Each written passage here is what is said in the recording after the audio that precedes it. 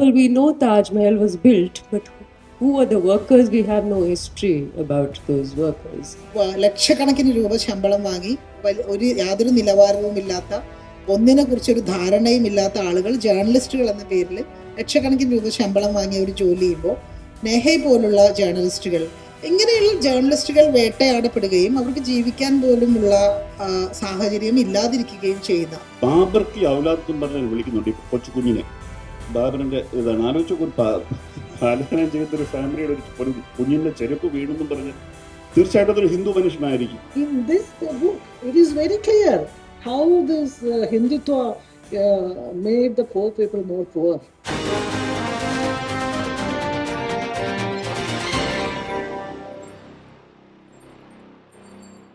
Journalists have a way of writing, right, which is very objective in nature. You take a distance from your subjects and the respondents. You could have written a different story of Saida, like giving facts and no emotions, and then factually reporting the lives of unorganized sector worker. And I heard from Professor Udaya Kumar, who teaches in JNU. He is the one who wrote Writing the First Person about the biographies, and this is one of his course he offers there is Writing the First Person, and he had included this as part of their essential readings. So this is another way of writing a biography also. So being a journalist, on one hand, the factual way of writing, and the other way you have chosen is altogether a different genre in the biography writings. So why you have decided to write not the usual journalistic way of writing a book, but to write in a particular manner that invoke all our emotions and sensibilities? I want to say that I made it a point to write in the author's note that I do not have any academic training, and I get very scared when very proper, structured academic questions come my way because I fail to answer them in the way it should be. And so my only training is that of a journalist. So I intended to report in the way that I understood it best. Whatever basic training of journalism, where we collect information, we corroborate it. But I do want to say that there are a couple of things here. One is the fact that, corroboration needs some evidence. But when it comes to evidence, documentation, facts, a lot of times, that also comes with some sort of privilege. So, for example, we know Taj Mahal was built, but who are the workers? We have no history about those workers. And the same thing here existed while speaking to a lot of people. When somebody would say, when Saida would say that her son was picked up by the cops for questioning, or every once in a while the sons were picked up, there is no case diary that can corroborate that for me, because often people from the margins are picked up and questioned and there is no corroboration. Similarly, when Saida is saying that day when the Babri Masjid demolition happened and there were riots and this happened and that happened, how do you corroborate that? And so to understand this as it is oral history, essentially. And the fact that, like I've mentioned in the book, that for the longest time, I started meeting Saida in 2014 till 2018, I did not know that she had one more son. Till one day she said, "Arey, this son of mine, he ran away with this woman who had done black magic on him." And then I realized, what is this black magic? And realized full love jihad propaganda had happened and they had to run away to save their lives. So like Shaina said, I had to come back and write ties. I was like, yeah, I have to write this chapter. Then 4 months later, again, Saida said, yeah, but in 2010, when Indian Mujahideen people were picked up, Shahzeb was also picked up for questioning. And then I realized, oh, again, I have to keep. So the bit was that, first of all, it had to be all this information for 4 years. I just kept collecting, and it's only in 2018 I started organizing it in a chronological way, and I realized there are lots of gaps. I need to keep going back and filling these gaps of information that I have. But also the fact that it has to be written in a narrative fashion.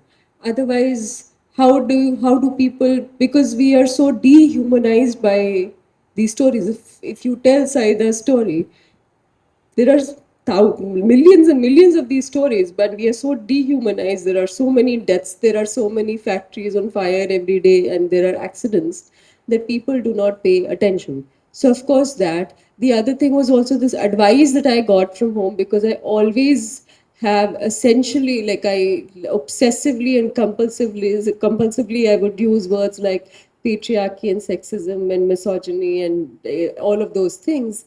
And I got this advice that try and write. And we often, in the last 10, 12 years, since 2014, a lot of friends, when we sit together, we tell each other, okay, don't say these 3, 4 words. Sometimes it's like, don't say Modi, don't say this, don't say that, because otherwise, amongst friends also, we can't have conversations any longer.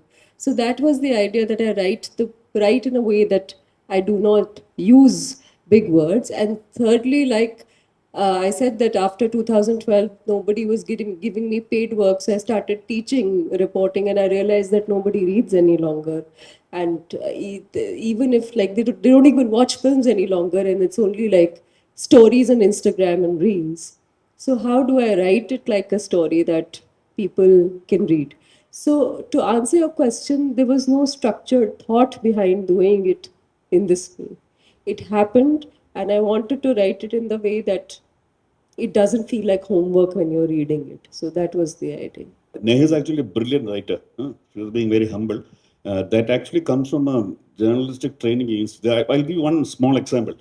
Yeah, one example. When Babri Masjid is demolished, Saida comes to know about it. She hears the word Gumbat Girgaya, Tazhakunam Veenu. പിന്നീട് ഞാൻ അത് suspense അല്ലാതെ വളരെ ദുഃഖകരമായ ഒരു സംഭവം പിന്നീട് സംഭവിക്കുന്നുണ്ട്. ഒരു മോസ്കിൻ്റെ താഴെ കൂടുതൽ മറിഞ്ഞു വീഴുന്നുണ്ട്. അപ്പോഴും അത് നേഹയുടെ റൈറ്ററിൻ്റെ ഒരു ബ്രില്യൻസും ഒരു ജേർണലിസ്റ്റിൻ്റെ കോണ്ടാക്ട് ചെയ്യാനുള്ളത് വളരെ വർഷങ്ങൾക്ക് ശേഷമാണ്. 2016 തോന്നുന്നു, 2016 I think. Salman after many years 2016 അത് വീഴുമ്പോൾ ഷീ മാർക്സ് ഇറ്റ് ദർ, ഗുംബത് ഗിർഗയ എഗെയിൻ. ഞാൻ തർജ്ജമ ഞാൻ വായിച്ച എനിക്ക് ഞാൻ വിചാരിച്ചു ഈ നദിയുടെ അടുത്ത് പോകരുത് ശ്യാം എന്ന് പറഞ്ഞൊരു പാട്ടില്ലേ, വഹീദ് റഹ്മാന്റെ വളരെ അപ്പൊ അതെങ്ങനെ തർജ്ജമ, മനോഹരമായിട്ട് തർജ്ജമയായിട്ടുണ്ട്. ആറ്റിന്റെ അടുത്തോട്ട് പോകരുത് അച്ചുവ. ഷാഹിനയുടെ ഏറ്റവും അടുത്ത സുഹൃത്തും is a close friend and colleague, and probably the person who read the first draft of the book. And both of them are currently going through the state atrocities and going through the court cases, and fellow kind of those who are addressing the state oppression through court cases.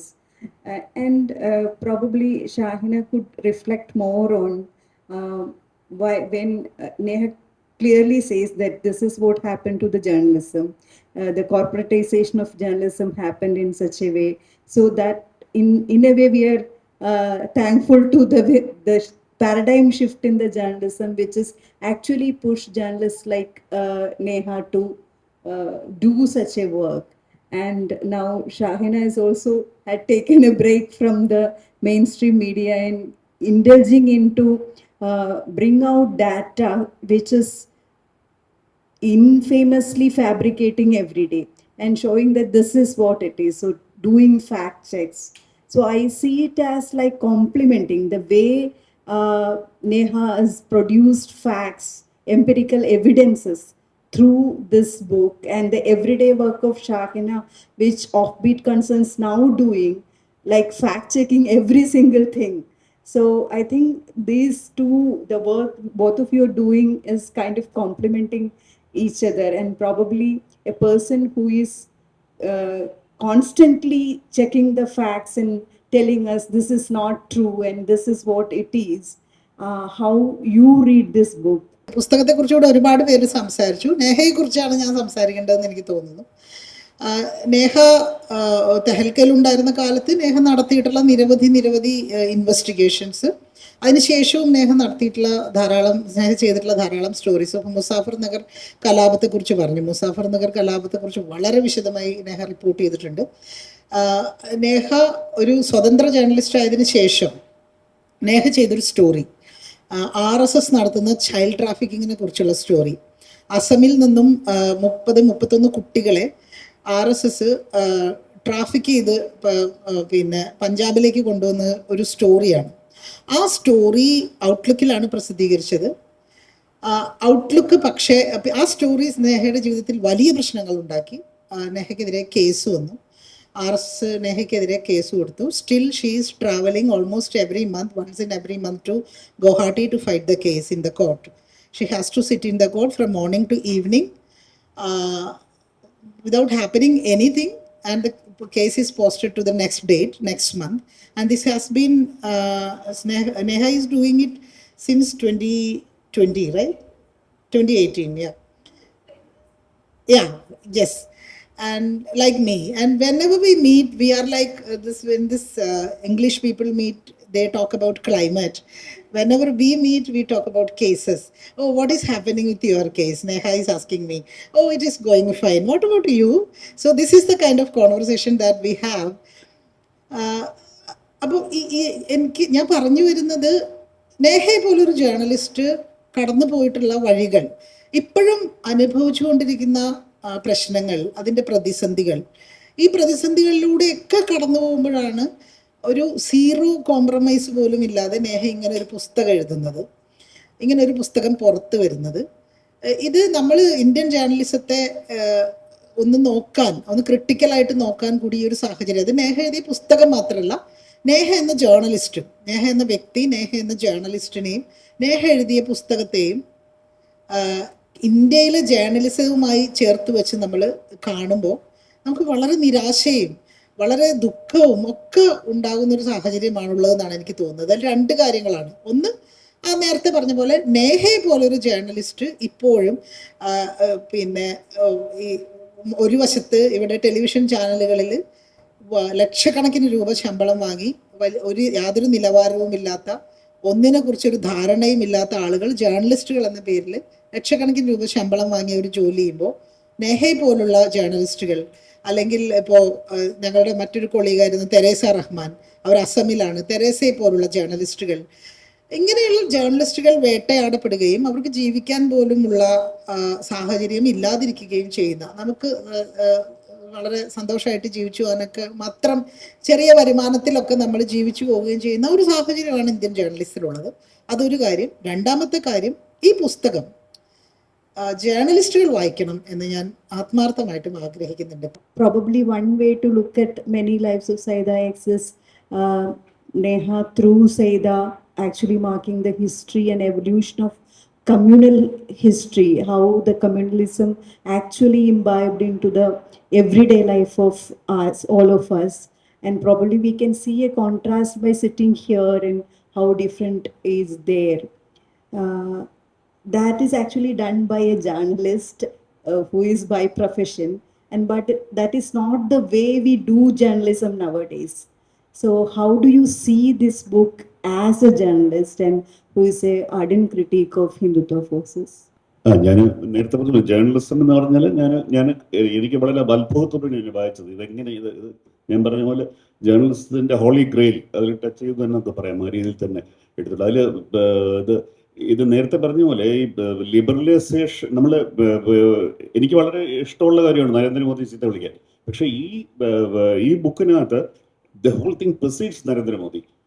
അത് പ്രധാനമായിട്ടും Babri liberalisation വലിയൊരു പങ്ക് വഹിച്ചിട്ടുണ്ട്. കാര്യം ഈ വളരെ പ്രൗഡായിട്ട്, വളരെ skilful ആയിട്ട് ജോലി ചെയ്യുന്ന, വളരെ സെക്യൂർ ആയിട്ട് ജോലി ചെയ്യുന്ന ഒരു കമ്മ്യൂണിറ്റി ഈ ലിബറലൈസേഷൻ വന്നതോടെ അവർ ഭിന്നഭിന്നമായി പോവുകയാണ്. അതുകൊണ്ടാണ് അങ്ങനെ ഒരു എക്കണോമിക് പ്രശ്നം വന്നതുകൊണ്ടാണ് അവർ തന്നെ ഒരു പുരുഷോത്തം എന്ന് പറയുന്നത് Hindu actually is a economic rival. അയാൾ അപ്പോൾ ഒരു കമ്മ്യൂണൽ റൈവൽ ആയിരുന്നില്ല. പക്ഷെ ബാബറി വരുമ്പോൾ he's the one who takes the police to their home. അപ്പോഴാണ് പോലീസുകാരാണ് തീയെടുത്ത് ഈ വീട്ടിൽ. അപ്പോൾ അതിനകത്ത് ഒരു നേഹ മേക്സ് എൻ ഒബ്സർവേഷൻ. ഈ അക്മലല്ല, അതോ return to that burn place. And the work is so fine that തീ കത്തി പോയിട്ട് പോലും the design you can make out of the ഇത് അത്ര സ്കിൽഫുൾ ആയിട്ടുള്ള ഒരു തൊഴിലാളിയാണ് പോലീസ് പിടിച്ചുകൊണ്ടുപോയി തല്ലി. ഹിസ് അക്മലിൽ നമുക്ക് കുറ്റം പറയാൻ പറ്റും. His downfall starts from there. Even before that he was in single, but he was highly skilled. അപ്പോൾ ഹൈലി സ്കിൽഡ് ആയിട്ട് ആളുകൾക്കുള്ളൊരു പ്രിവിലേജ് പോലെ he needed to work only a few days in a month because he was so good that he could earn. പക്ഷെ അത് കഴിഞ്ഞ് police കൊണ്ടുപോയി അയാൾ തല്ലി, ഹി ബ്രോക്ക്, അയാളുടെ കാല് അടിച്ചൊടിച്ച് ഹി കുഡ് നെവർ പിന്നെ പണിയാൻ പറ്റില്ല. അപ്പം അങ്ങനെയാണ് അവർ ഡൽഹിയിലോട്ട് പോകുക. ഡൽഹിയിലോട്ടല്ല ശരിക്കും, they decide actually to go to Lucknow. അപ്പോൾ ഇത് അട്ടർ ഹോപ്പ്ലെസ്നെസ്സിൻ്റെ ഒരു ഫാമിലി അങ്ങനെ. ഞാനിപ്പോൾ ഇന്നലെ I stay just 3 kilometers from here. I started making plans from last night.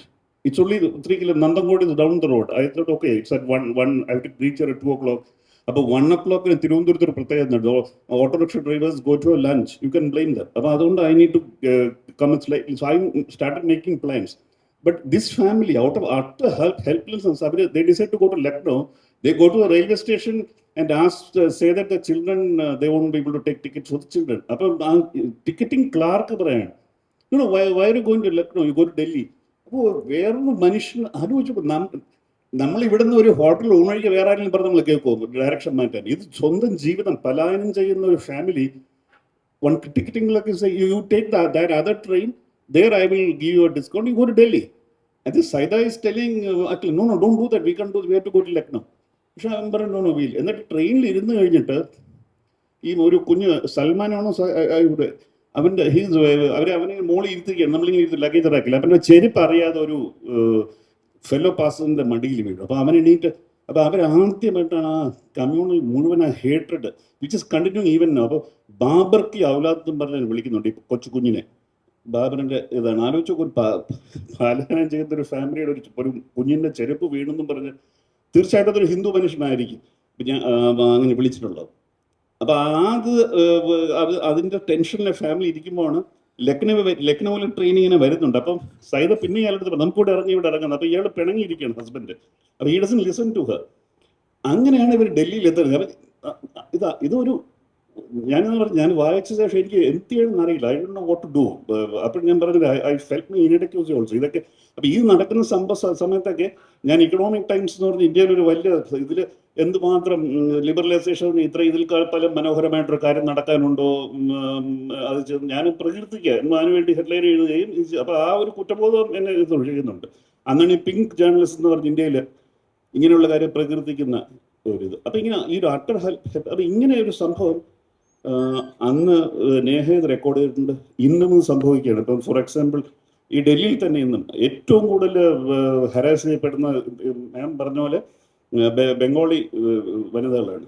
അത് മാത്രമല്ല, ഈ ഡൽഹി പോലീസ് എനിക്കറിയില്ല എന്താണ് ഈ IPS ഓഫീസേഴ്സ് ഇങ്ങനെ ബിഹേവ് ചെയ്യുന്നത് എന്താണ്. അതായത് സോഷ്യോപാത്തിനെ പോലെ, അതായത് ഒരു ആളുകളെ പിടിക്കുക, അത് ഏറ്റവും സമൂഹത്തിൽ waste rag pickers come from the marginalised of the marginalised. ഏറ്റവും മാർജിനലൈസ്ഡ് ഒരു ഫാമിലിയെ പിടിച്ച ശേഷം അവരെ കൊണ്ട് ബംഗ്ലാദേശ് ബോർഡറിൽ ഡിപ്പോർട്ട് എന്ന വാക്കും കൂടി ഉപയോഗിക്കുക. It's not deport, it's push back. Deport you have to follow legal process. അവരെ പുഷ് ബാക്ക് ചെയ്യുക എന്ന് പറഞ്ഞാൽ ഒരു കുടുംബത്തിനെ നമ്മൾ കംപ്ലീറ്റ് ആയിട്ട് ഡിസ്ട്രോയ് ചെയ്യണം. പക്ഷെ ആ ഒരു 48 മണിക്കൂറോ അല്ലെങ്കിൽ ഒരു 3 ദിവസമൊക്കെ they get custody of this family. ആ ദിവസം അവരെ തല്ലുകയാണ് ബെൽറ്റ് വെച്ച്. ഇത് എനിക്ക് മനസ്സിലാക്കാൻ കഴിയില്ല. കാരണം നമ്മൾ we have condemned as a nation, we have condemned a family to complete destruction. അവരെ നമ്മൾ തകർക്കുകയാണ്. പക്ഷെ ആ തകർക്കുന്നതിന് മുന്നുള്ള 48 മണിക്കൂറോ 72 മണിക്കൂറോ അവരെ തല്ലുക എന്ന് പറഞ്ഞാൽ it defies logic, it defies in explanation. ഒരു സോഷ്യോപാത്തായിട്ടുള്ള അഡ്മിനിസ്ട്രേഷൻ, സോഷ്യോപാത്തുള്ള ഒരു ബ്യൂറോക്രസിക്ക് മാത്രമേ അത് ചെയ്യുമ്പോൾ. ഇപ്പോൾ how will I tell my son to appear for civil service? ഇങ്ങനെയാണെങ്കിൽ ഇവിടെയൊക്കെയാണ് നമ്മൾ we have to make our choices no. ഞാനിത് പറഞ്ഞിട്ട് തിരിച്ചു പോയി എൻ്റെ മകനെ ഫോർച്യൂൺ അക്കാഡമിയിലോ മറ്റേ അക്കാഡമിയിലോ പഠിച്ച് IAS പഠിച്ചിട്ട് IPS പഠിച്ചിട്ട് പിന്നെ അത് നാളെ തൊട്ട് ചെയ്യുന്നതല്ലേ. അപ്പോൾ ഇങ്ങനൊരു വലിയ, അപ്പോൾ ഇത് ജേർണലിസ്റ്റിൽ ഈ കാര്യങ്ങൾ പലതും ഇപ്പോൾ ഇന്നലെ രാത്രി Washington post laid of so many journalist. പക്ഷേ ഈ സ്റ്റോറി ഏറ്റവും മനോഹരമായിട്ട് റിപ്പോർട്ട് ചെയ്ത വാഷിംഗ്ടൺ പോസ്റ്റാണ്. ഇന്ത്യയിലെ പത്രങ്ങളല്ല. ഈ ഡൽഹിയിലും ഗുജറാത്തിലും സ്പെസിഫിക് പേര് വെച്ച് എങ്ങനെയാണ് അവരെ തല്ലിയത്, ഈ കാര്യങ്ങൾ വളരെ ഡീറ്റെയിൽ വാഷിംഗ്ടൺ പോസ്റ്റാണ് റിപ്പോർട്ട്. എന്ന് പറഞ്ഞാൽ നെക്സ്റ്റ് വീക്ക് ഇങ്ങനൊരു സംഭവം it won't be reported. Unless നേഹയെ പോലെ ആരെങ്കിലും ബുക്ക് എഴുതി ഇപ്പോണ്ട് റിപ്പോർട്ട്. അപ്പോൾ താങ്കൾ ചോദിച്ച ചോദ്യത്തിന് I don't have any hope in journalism, but I have hope in journalist. എനിക്ക് തോന്നുന്നു ആ ചാലഞ്ചിങ് ആണ് നെഹയുടെ ബുക്ക് വായിച്ചു കഴിഞ്ഞപ്പോൾ ഞാൻ ഏറ്റെടുക്കേണ്ടിയിരുന്ന കുറെ challenge. Means in the sense, ഇതുപോലെയുള്ള ഒരുപാട് കഥകൾ, ഇതുപോലെയുള്ള ഒരുപാട് അനുഭവങ്ങൾ ഞാൻ എന്നിൽ ഒതുക്കി വെച്ചിട്ടുണ്ട്. അപ്പൊ അത് പുറത്തു വരേണ്ട സമയം അതിക്രമിച്ചു എന്നുള്ളതായിരുന്നു എനിക്ക് ആദ്യം ഉണ്ടായ ഫീലിംഗ്. അത് ഭയങ്കരമായിട്ട് എന്നെ ചാലഞ്ച് ചെയ്തു. ഈ കുറേ ദിവസമായിട്ട് ഞാൻ അതിൻ്റെ even including stories of Kerala. ഏറ്റവും അത് എനിക്ക് തോന്നുന്നു നെഹയുടെ ഏറ്റവും വലിയ പ്രചോദനം അസംഘടിത മേഖല, അൺഓർഗനൈസ്ഡ് സെക്ടർ ഇൻ ഇന്ത്യയെ അവിടെ നിന്നാണെന്ന് തോന്നി ഈ കോൺവെർസേഷൻ സ്റ്റാർട്ട് ചെയ്യുന്നത്. പ്രത്യേകിച്ചും as she shared 2013 her interactions means on violence, then going back to workers means സൈതയെ കണ്ടുമുട്ടുന്നതും അതിനെ തുടർന്ന് ആണ് ഇതിൻ്റെ മുൻപും പിൻപുമെല്ലാം ഇതിനകത്ത് രേഖപ്പെടുത്തപ്പെട്ടിട്ടുള്ളത്. പാർവതി ചേച്ചി വളരെ കൃത്യമായി പറഞ്ഞു, ഇന്ത്യയിലെ ട്രേഡ് യൂണിയൻസ് ഒക്കെ എവിടെയാണ്, ഇവരെ ഒന്നും കാണുന്നില്ലേ എന്ന് ചോദിച്ചു. അതൊരു ഉറക്കെ ചോദിക്കേണ്ട ഒരു ചോദ്യമാണ്. കാരണം ഇന്ത്യയിലെ ട്രേഡ് യൂണിയൻസ് ഇന്നും 10% കൂടുതൽ തൊഴിലാളികളെ സംഘടിപ്പിച്ചിട്ടില്ല. ഇന്ത്യയിലെ വർക്കേഴ്സിന്റെ 10% മാക്സിമം പോയാൽ ഇന്ത്യയിലെ ട്രേഡ് യൂണിയൻസ്, അതിൽ എല്ലാം മീൻസ് ഓർഗനൈസ്ഡ് ട്രേഡ് യൂണിയൻസ് ഏറ്റവും കൂടുതൽ ഓർഗനൈസ് സെക്ടറിനെയാണ് സംഘടിപ്പിച്ചിട്ടുള്ളത്. അൺഓർഗനൈസ് സെക്ടറിനെ സംഘടിപ്പിക്കുക എന്നുള്ളത് ഒരിക്കലും ഇന്ത്യൻ ട്രേഡ് യൂണിയൻസിന്റെ പ്രധാനപ്പെട്ട ഒരു ലക്ഷ്യമല്ലായിരുന്നു. അതുകൊണ്ട് തന്നെ ഇത്തരം മേഖലകളിൽ എത്തിച്ചേരുക എന്നുള്ളത് ഇന്നും അപ്രാപ്യമാണ്. ആ അപ്രാപ്യതയിൽ നിന്നാണ് എനിക്ക് തോന്നുന്നു ഈ ഒരു കഥയെ ഞാൻ മനസ്സിലാക്കിയത്. കാരണം ഒരു സ്ത്രീ തൊഴിലാളി 50-ലധികം തൊഴിൽ അവരുടെ ജീവിതത്തിനിടയിൽ, മീൻസ് എൻ്റെയൊക്കെ പ്രായം, രാജഗോപാൽ സാർ പറഞ്ഞു, എനിക്കത് എൻ്റെ സെയിം പ്രായമാണ് സൈതയ്ക്ക്. അപ്പം അത്രയും വർഷത്തിനിടയിൽ ചെയ്യേണ്ടി വന്നെങ്കിൽ ആ ഇന്ത്യയുടെ മുഴുവനായിട്ടുള്ള ഒരു സാമൂഹിക, സാമ്പത്തിക, സാംസ്കാരിക അടിത്തറയെ തന്നെ ക്വസ്റ്റ്യൻ ചെയ്യുന്ന ഒരു അവസ്ഥയാണ്. മൾട്ടിപ്പിൾ ജോബ്സ് എന്ന് പറയുന്നത് ഇന്ത്യയിലെ സ്ത്രീകൾക്ക് പുതിയ കാര്യമല്ല. അത് മാത്രം മീൻസ് മൾട്ടിപ്പിൾ ജോബ്സ് ചെയ്താണ് ഇന്ത്യയിലെ സ്ത്രീകൾ അവരുടെ കുടുംബം നിലനിർത്തുന്നത് എന്നുള്ളത്. എത്ര രൂപയുണ്ടെങ്കിൽ ഒരു മാക്സിമം 4 പേര് 5 പേരുള്ള ഒരു ഫാമിലിക്ക് ഇന്ന് ഇന്ത്യയിൽ ജീവിക്കാൻ പറ്റും? അതും ഡൽഹി പോലുള്ള ഒരു സ്ഥലത്ത് എത്രമാത്രം ജീവിക്കാൻ പറ്റും എന്നുള്ളൊരു വലിയ ക്വസ്റ്റ്യൻ ഈ ഒരു ത്രെഡ് പല സമയത്തും ഉയർത്തുന്നുണ്ട്, അതിൻ്റെ ബുദ്ധിമുട്ടുകൾ. അതിനകത്ത് സ്ത്രീ എങ്ങനെയാണ് ഏറ്റവും കൂടുതൽ ഉത്തരവാദിത്വം എടുക്കുന്നത് എന്നുള്ളത് ഒരു സൈതയുടെ സ്റ്റോറി. അതൊരു വളരെ സാധാരണമായ ഒരു സ്റ്റോറിയാണ് ഇന്ത്യൻ കോണ്ടെക്സ്റ്റിൽ സ്ത്രീകൾ ഏറ്റെടുക്കുന്ന ഉത്തരവാദിത്വത്തിന്റെ. എന്നെ സംബന്ധിച്ച് ഒരു അൺഓർഗനൈസ് കോൺഫ്ലിക്റ്റും അതുപോലെ തന്നെ നേരത്തെ നമ്മുടെ പാർവതി ചേച്ചിയും രാജഗോപാൽ സാറും എല്ലാവരും പറഞ്ഞ ഒരു ഇന്ത്യയുടെ ഒരു ചിത്രം, ആ ഒരു ഇന്ത്യയുടെ വർഗീയതയുടെ ഒരു ചരിത്രത്തിനകത്ത് സേവ ഏറ്റവും കൂടുതൽ കോൺഫ്ലിക്റ്റ് അനുഭവിച്ച ഒരു കാലഘട്ടമാണ് 2002-ലെ ഗുജറാത്ത് കലാപത്തിന്റെ സമയത്ത്. അന്ന് ഏറ്റവും കൂടുതൽ സേവയെ പുറം ലോകം ചാലഞ്ച് ചെയ്ത്, നിങ്ങൾ എങ്ങനെയാണ് നിങ്ങളുടെ മുസ്ലിം സ്ത്രീകളെ സംരക്ഷിക്കാൻ പോകുന്നത് എന്നുള്ളതായിരുന്നു ഏറ്റവും കൂടുതൽ ചാലഞ്ച് സേവ അനുഭവിച്ച ഒരു കാലഘട്ടം. ഒരുപാട് വിമർശനങ്ങളുണ്ടായി. പക്ഷെ അതിനകത്തൊരു എനിക്ക് സേവയുടെ കൂടെ ഞാൻ നിൽക്കാൻ എൻ്റെ പ്രവർത്തനം തുടങ്ങിയ കാലഘട്ടമായിരുന്നു. അന്ന് നിൽക്കാനുണ്ടായിരുന്ന ഒരു സാഹചര്യം എന്ന് പറയുന്നത്, ഈ പല ഹിന്ദു സ്ത്രീകൾ പലരും മുസ്ലിം സ്ത്രീകളെ അവരുടെ വീട്ടിൽ വിളിച്ചുകൊണ്ട് പോയി ഒളിച്ചു താമസിപ്പിച്ചു. എന്നിട്ട് അവർ പറഞ്ഞു, ഇവരിവിടെ ഉണ്ടെന്ന് ഒരിക്കലും നിങ്ങൾ പുറത്ത് പറയരുത്, സേവ നിങ്ങൾ ചോദിച്ചാൽ ഞങ്ങൾക്ക് അറിയില്ലെന്ന് മാത്രമേ പറയൂ. ആ ഒരു പൊസിഷൻ സേവ എടുക്കേണ്ടി വന്ന ഒരു കാലഘട്ടം ഉണ്ടായിരുന്നു. അതൊരു ഭയങ്കര സ്ട്രഗിളിന്റെ, പ്രഷറൈസിങ്, സമ്മർദ്ദത്തിന്റെ അതിരൂക്ഷമായ ഒരു കാലഘട്ടമായത്. ഒരു പോസിറ്റീവ്സും നെഗറ്റീവ്സും ഉണ്ട്. പക്ഷേ അവരുടെ സഹോദരികളെ ഞങ്ങളുടെ വീട്ടിൽ കൊണ്ടുവന്ന് ഒളിപ്പിക്കാൻ ആ സ്ത്രീകൾ കാണിച്ച ഒരു കമ്മ്യൂണിറ്റി, ഒരു സിസ്റ്റർഹുഡാണ് എന്നെ സംബന്ധിച്ചിടത്തോളം ഇതിനകത്ത് നിൽക്കുന്നതിൽ ഏറ്റവും ചാലഞ്ചിങ് ആയിട്ട് തോന്നിയ ഒരു റെസ്പോൺസ്. ലേബർ ലോസ് ബാധകമല്ല, ട്രേഡ് യൂണിയൻ ലോസ് ബാധകമല്ല, എംപ്ലോയറെ ഡിഫൈൻ ചെയ്യാൻ പറ്റുന്നില്ല. അങ്ങനെ ഒരു സാഹചര്യത്തിൽ എങ്ങനെയാണ് ഇന്ത്യയിലെ അസംഘടിതരായ തൊഴിലാളികളെ സംഘടിപ്പിക്കുന്നതെന്ന് ഇന്നും 1000 ചോദ്യങ്ങൾ നമുക്ക് ചോദിക്കാനുണ്ട്. ആ ചോദ്യങ്ങളിൽ നിന്നാണ്. കാരണം ട്രേഡ് യൂണിയൻ രജിസ്ട്രേഷന് പോയാൽ ട്രേഡ് യൂണിയൻ കിട്ടത്തില്ല, ബംഗാളിൽ കിട്ടത്തില്ല, ഒറീസയിൽ കിട്ടത്തില്ല, UP-യിൽ കിട്ടത്തില്ല. ട്രേഡ് യൂണിയൻ രജിസ്ട്രേഷൻ കൊടുക്കില്ല.